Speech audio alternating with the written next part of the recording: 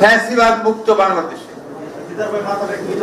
শুভেচ্ছা জানাচ্ছি একটি গণতান্ত্রিক বাংলাদেশের প্রত্যাশায়, এবং একই সঙ্গে আপনাদেরকে আন্তরিক ধন্যবাদ ও অভিনন্দন জানাতে চাই যে শত প্রতিকূলতা সত্ত্বেও আপনারা এই গণতান্ত্রিক বাংলাদেশকে প্রতিষ্ঠা করবার জন্য আপনারা আপনাদের কাজ করেছেন।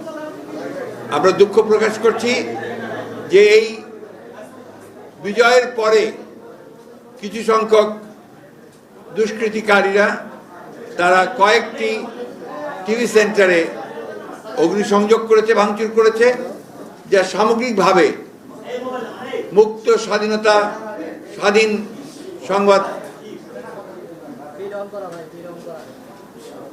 গণমাধ্যমের যে স্বাধীনতা তার বিরুদ্ধে। আমরা সবসময় ফ্রিডম অফ প্রেসে বিশ্বাস করি। আমরা বিশ্বাস করি যে প্রতিটি ব্যক্তি, মানুষ, সংগঠন, বিশেষ করে সাংবাদিকেরা তারা তাদের মত একদম স্বাধীনভাবে প্রকাশ করবেন। সেই বিশ্বাসেই আমরা মনে করি যে যারা এই সমস্ত কর্মকাণ্ডে লিপ্ত থেকেছেন তারা এসব থেকে বিরত থাকবেন এবং সংবাদপত্রের যে মুক্ত ধারা তাকে অব্যাহত রাখবেন। প্রিয় সাংবাদিক ভাইরা, আমরা আজকে গভীরভাবে শ্রদ্ধা জানাতে চাই সেই সমস্ত শহীদদের, যারা ছাত্র এবং জনতা, যারা এই দীর্ঘ 15-16 বছরের যে গণতান্ত্রিক সংগ্রাম, সেই সংগ্রামে যারা প্রাণ দিয়েছেন, তাদের প্রতি আমরা গভীর শ্রদ্ধা নিবেদন করছি। আমরা অভিবাদন জানাতে চাই, স্যালিউট জানাতে চাই আমাদের ছাত্রদের, আমাদের সন্তানদের, যারা তাদের মেধা, বুদ্ধিমত্তা, সাহস নিয়ে এই ফ্যাসিবাদী সরকারের বিরুদ্ধে দাঁড়িয়ে বুকের রক্ত দিয়ে তারা আজকে বিজয় অর্জন করেছেন, ছাত্র জনতার বিজয় অর্জিত হয়েছে। আমরা তাদেরকে আবারও অভিবাদন জানাচ্ছি। আমরা সকল রাজনৈতিক দল, সকল ব্যক্তি যারা এই সংগ্রামের সঙ্গে জড়িত ছিলেন, আছেন, পেশাজীবী, তাদের সকলকে আন্তরিকভাবে ধন্যবাদ এবং কৃতজ্ঞতা জানাচ্ছি এই আন্দোলনের শরিক হয়ে আজকে বিজয় অর্জন করবার জন্য। এই বিজয় অর্জন করা হয়েছে, কিন্তু আরো বড় দায়িত্ব রয়েছে এখন প্রতিটি মানুষের, প্রতিটি বাংলাদেশির, প্রতিটি স্বাধীনতা প্রিয় মানুষের, প্রতিটি নাগরিকের এই স্বাধীনতাকে সুসংগত করা। সেই স্বাধীনতাকে সুসংগত করা তখনই সম্ভব হবে যখন আমরা গণতান্ত্রিক প্রতিষ্ঠানগুলোকে প্রতিষ্ঠিত করতে পারবো, তাদের প্রাতিষ্ঠানিক রূপ দিতে পারবো। আর সেই জন্যই আজকে সবচেয়ে বেশি যেটা প্রয়োজন সেটা হচ্ছে ধৈর্য, সংযম এবং পরমত সহিষ্ণুতার জন্য নিজেকে তৈরি করা। আপনাদের কাছে অনুরোধ করব যে আজকে আপনাদের মাধ্যমে আমি এই বার্তা আমরা সারা দেশবাসীর কাছে পৌঁছে দিতে চাই যে এখন অ্যারোগেন্স, ভেঞ্জিয়েন্স এগুলোর কোনো স্থান নেই। আপনার স্থান নেই কোনো প্রতিহিংসা বা প্রতিশোধ গ্রহণের। এখন যেটা প্রয়োজন, ধৈর্যের সঙ্গে পরিস্থিতি মোকাবেলা করে জনগণকে সংহত করে আপনার এই অর্জিত স্বাধীনতাকে সংহত করা, সুসংহত করা।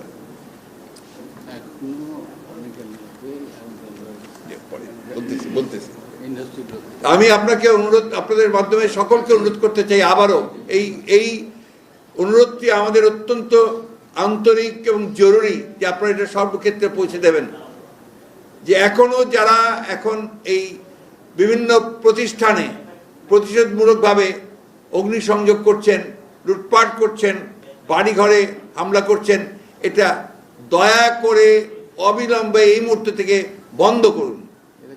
যারা এটা করছেন তারা কেউ এই আন্দোলনের লোক নন, তারা সবাই কিন্তু আপনার যারা আন্দোলনের বিরোধিতা করেছে তারা এবং তাদের লোকেরাই করছে।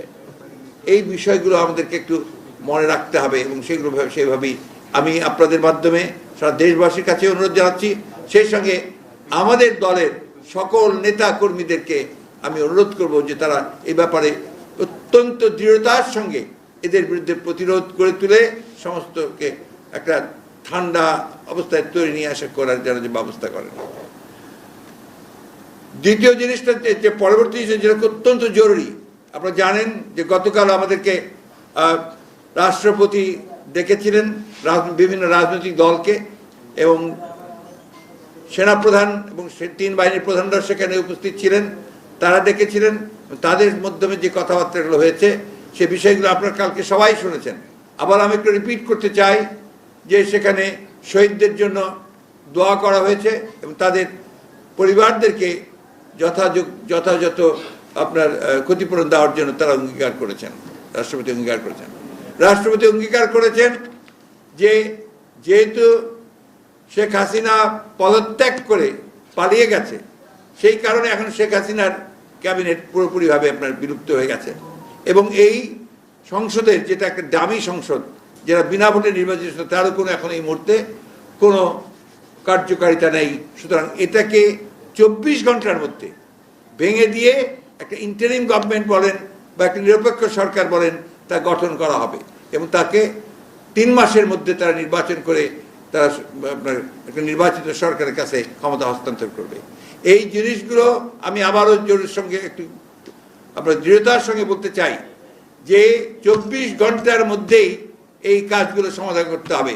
আমি রাষ্ট্রপতির কাছে আহ্বান জানাচ্ছি, কাল বিলম্ব না করে আপনি আজকে এর মধ্যেই 24 ঘন্টা প্রায় হয়ে যাচ্ছে, দুটার মধ্যেই আপনি দয়া করে এটাকে অবিলম্বে এই পার্লামেন্টকে ভেঙে দিয়ে আপনার একটা অন্তর্বর্তীকালীন নিরপেক্ষ সরকার গঠন করুন।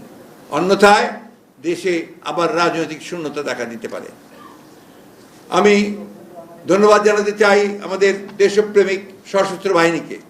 তারা যে ভূমিকা রেখেছেন, তারা নিঃসন্দেহে এই দেশের রক্ষার্থে, তার স্বাধীনতার সার্বভৌমত্ব রক্ষার্থে তারা আবার তাদের একটা ঐতিহাসিক ভূমিকা পালন করেছেন।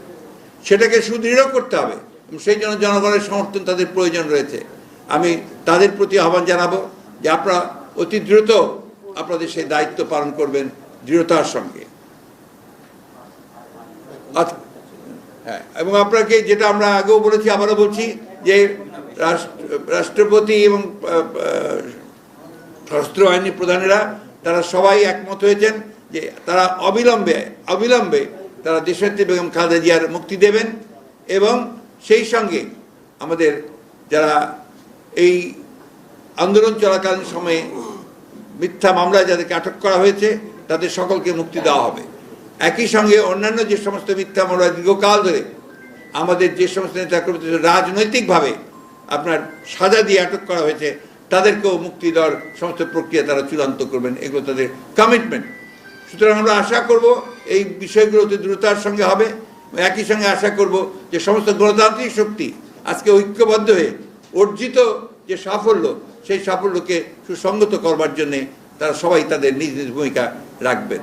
এটাই আপনাদেরকে আমি মূলত জানাতে চাই। ধন্যবাদ আপনাদেরকে।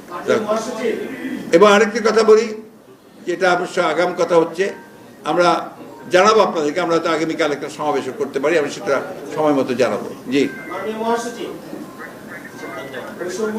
ছাত্র আন্দোলনের নেতৃবৃন্দ যাদের নেতৃত্বে এই গণঅভ্যুত্থান হয়েছে তারা গতকালকে সংবাদ সম্মেলনের মাধ্যমে বা গণমাধ্যমে তাদের বার্তা পাঠিয়েছেন, সেটা হচ্ছে তারা অন্তর্বর্তী সরকারের প্রধান হিসেবে ডক্টর মোহাম্মদ ইউনূস সাহেবের নাম প্রস্তাব করেছেন। আপনারা এটাকে সমর্থন করেন কিনা? আমাদের এটা সমর্থন করার ব্যাপারটা তো ব্যাপার না, কিন্তু ব্যাপারটা হচ্ছে যে আমরা যখনই প্রেসিডেন্ট আমাদের কাছে প্রস্তাব দেবেন আপনার এই অন্তর্বর্তী সরকারের আপনার নামের জন্য, আমরা সেই সময় তাদেরকে প্রেসিডেন্টকে নাম দেবো। কারণ এখানে প্লিজ শেষ করি, কারণ এখানে এখন constitutional head of the state is the president.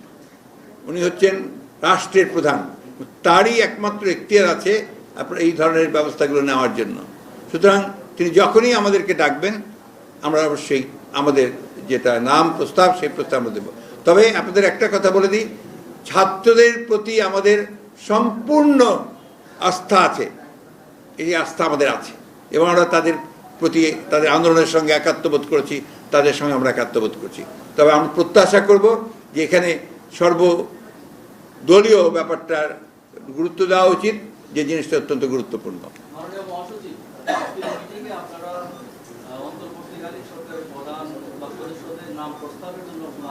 না না, আমরা সেটার কোনো নাম স্থির করিনি, এটা যখন করবো আপনারা জানতে পারবেন।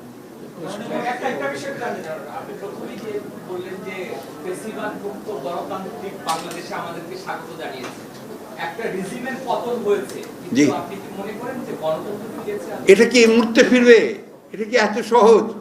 এই 50 বছরে সেই গণতন্ত্রকে এস্টাবলিশ করা যায়নি। সুতরাং এটা তো সূচনা। আর কিন্তু এখন আমরা রাহু মুক্ত হয়েছি। আমরা একটা ফ্যাসিবাদের যে মূল হোতা, জনগণ তাকে সরিয়েছে, সে পালিয়ে গেছে, জনগণ তাকে বিতাড়িত করেছে। সেইখানে আপনার এটা একটা বড় বিজয় নিঃসন্দেহে, সেই বিজয়টাকে কনসিডার করতে হবে।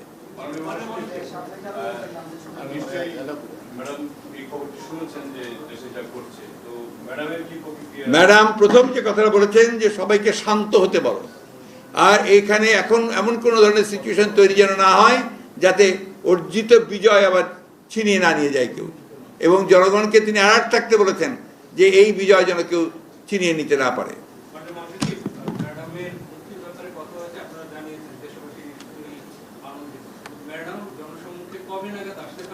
উনি যখন নিজেকে মনে করবেন যে সে ইজ ফিট, তিনি অত্যন্ত অসুস্থ, আপনারা জানেন, আমরা কাল রাতেই তার সাথে দেখা করেছি, অত্যন্ত অসুস্থ। সুতরাং যখনই আপনার তিনি সুস্থ হবেন, ফিট মনে করবেন, তখন তিনি জনগণের সামনে উপস্থিত হবেন। উনি যখনই মনে করবেন নাও হি ক্যান কাম ব্যাক, আমরা অলরেডি তাকে আমাদের অনুরোধ জানিয়েছি যেন দ্রুত চলে আসেন, সেই ব্যবস্থা হবে ইনশাআল্লাহ।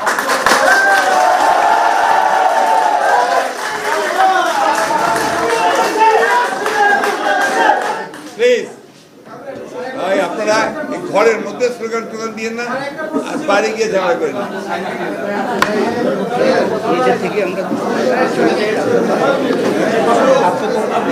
এখন